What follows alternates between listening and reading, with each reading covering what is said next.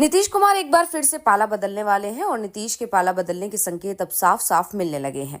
सरकारी कार्यक्रमों में बीजेपी के मंत्रियों की दूरी बता रही है कि नीतीश उन्हें बुला ही नहीं रहे हैं, तो मीडिया के सवालों से भी वो इस समय नीतीश कन्नी काट रहे हैं। और अब आरजेडी विधायक भाई वीरेंद्र सिंह ने नीतीश को लेकर बड़ा ऐलान किया है। उन्होंने कहा कि नीतीश एक बार फिर से महागठबंधन में लौटने की तैयारी में है। दरअसल हाल ही में हुई जेडीयू की बैठक में फैसला लिया गया है कि 2025 का विधानसभा चुनाव नीतीश कुमार के नेतृत्व में लड़ा जाएगा। पार्टी को भरोसा है कि एनडीए की सरकार फिर से बनेगी। दूसरी तरफ आरजेडी नेता भाई वीरेंद्र ने नीतीश कुमार के मीडिया से दूरी बनाए रखने पर सवाल उठाए हैं। उनका कहना है कि नीतीश कुमार की चुप्पी के पीछे कई वजह हो सकती हैं। नीतीश कुमार चुप क्यों हैं, इसका जवाब तो वही दे सकते हैं, लेकिन एक बात तो साफ है कि उनके दिमाग में बहुत कुछ चल रहा है। कभी कभी रात में नीतीश कुमार सोचते होंगे कि वो किस फेरे में पड़ गए।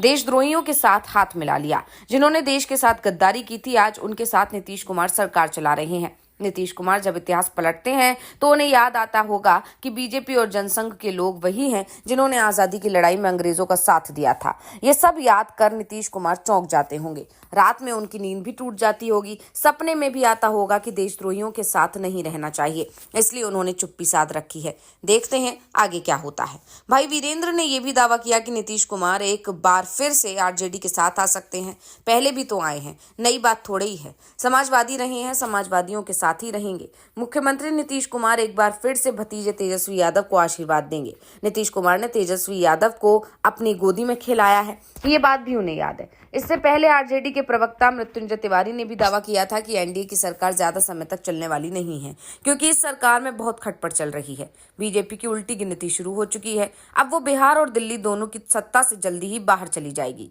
इसी साल बिहार सरकार गिर सकती है और तेजस्वी यादव के नेतृत्व में नई सरकार का गठन हो सकता है। तिवारी ने ये बात जरूर कहा कि नीतीश कुमार महागठबंधन में आने की तैयारी कर रहे हैं, तो भी इस बार उन्हें हम लोग अपने साथ नहीं लेंगे। लेकिन एक बात साफ है कि राजनीति में जिस बात से इनकार किया जाता है वो नहीं होगा, ऐसा होता नहीं। आमतौर पर जिस बात से नेता इनकार करते हैं, बाद में वो ही सब कुछ हो जाता है।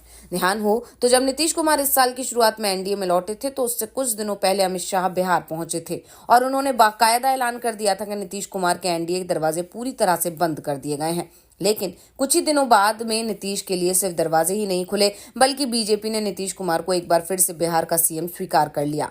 ऐसे में अब आरजेडी नेता भाई वीरेंद्र सिंह ने नीतीश कुमार को लेकर जो दावा किया है, उससे बिहार की राजनीति में हड़कंप मच गया है। ऐसे में अब देखना होगा कि आने वाले दिनों में क्या होता है। क्या नीतीश कुमार वाकई एनडीए के साथ जाते हैं या फिर एनडीए के साथ बने रहते हैं। वैसे भी कहा जा रहा है कि इस साल महाराष्ट्र और झारखंड विधानसभा के चुनाव परिणाम देश की राजनीति में बड़ा बदलाव ला सकते हैं।